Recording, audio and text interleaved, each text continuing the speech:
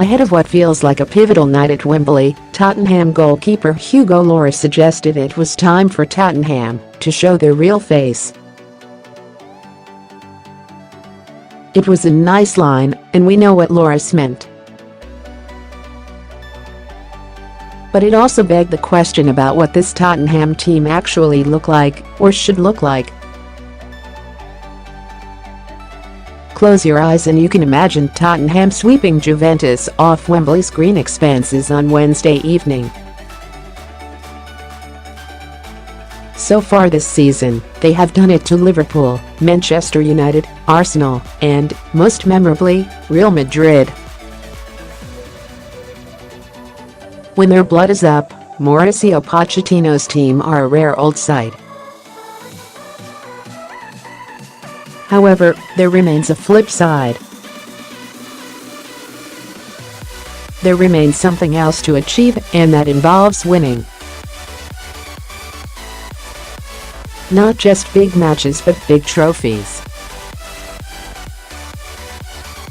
Thus far, Pochettino's Tottenham have come up short against the truest barometer of all. So on Wednesday there is more than just another memorable scalp to take, another memorable night to enjoy.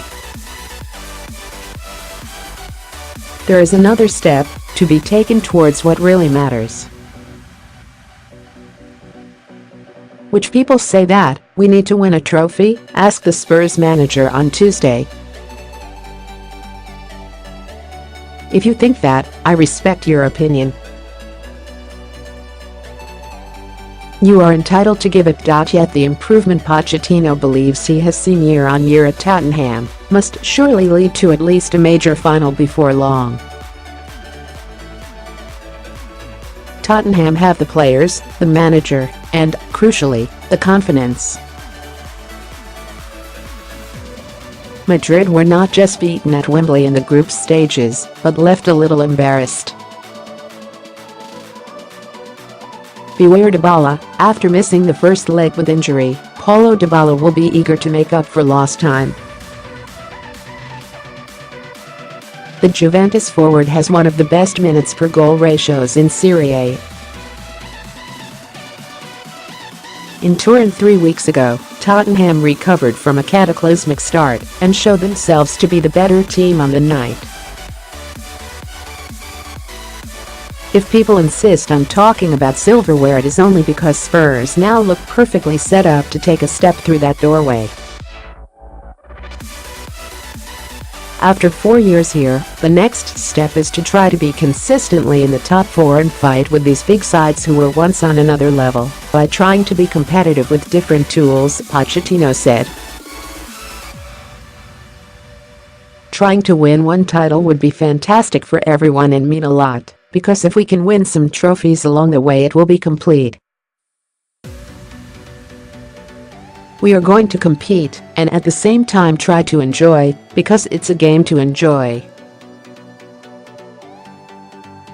If we are capable of performing in the way that we are normally used to doing, I'm sure tomorrow we will be close to a win and advancing to the next stage. The performances of English teams in Europe last month seem to point to a return to eminence on the wider stage.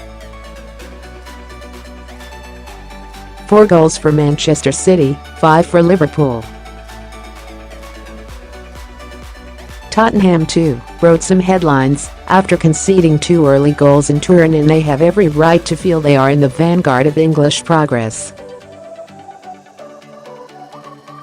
Juventus have appeared in 2 of the last 3 European finals, though were reasonably well beaten in both.